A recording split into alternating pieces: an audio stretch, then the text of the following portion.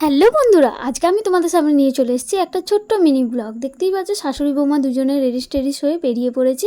নতুন একটা সুন্দর ছাপা শাড়ি পরেছি, যেহেতু আজকে বিপত্তারিণী।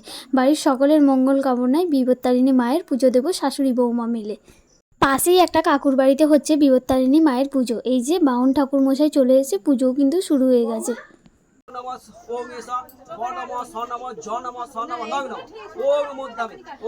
তোমরা শুনলে বাউন ঠাকুর মশাই কীভাবে মন্ত্রপাঠ করছে। তো পুজো আমাদের এদিকে চলছে, আর আমরা এখানে সবাই মিলে অঞ্জলি দেবো বলে বসে রয়েছি।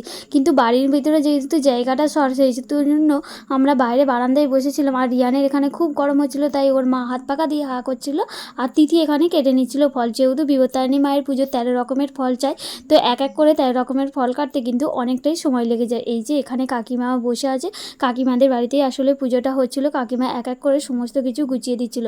আমাদের পুজো দেওয়া কমপ্লিট, চলে এসেছি বাড়িতে আর বিপত্তারিণী মায়ের প্রসাদ নিয়ে। তো এখান থেকে একটুখানি চন্দ্রমেত্তা নেবো, নিয়ে আর খাবো, খেয়ে আর মায়ের কাছে প্রার্থনা করব যে মনস্কামনা যেটা থাকে আর কি, মাকে স্মরণ করে চন্দ্রমেত্তাটা খেয়ে উপোস ভঙ্গ করলাম আর কি।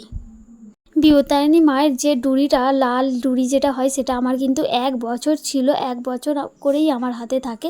তারপরে ওই ডুরিটা কেটে তোমাদের দাদাভাই আমাকে নতুন ডুরি বেঁধে দিচ্ছে। প্রথমে বাঁ হাত বাড়িয়ে দিয়েছিলাম, যেহেতু বাঁ হাতেই ছিল, কিন্তু না 3 দিন তো ডান হাতে বাঁধতে হয়। তারপরে আর কি অল্টারনেট করে বাঁ হাতে করতে হয়।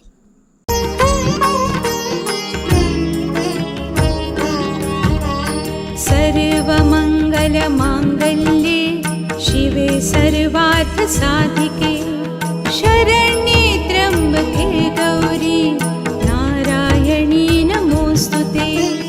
सर्वमंगल मांगल्ये शिवे सर्वार्थ साधिके शरण्ये त्र्यंबके गौरी नारायणी नमोस्तुते। सर्वमंगल मांगल्ये शिवे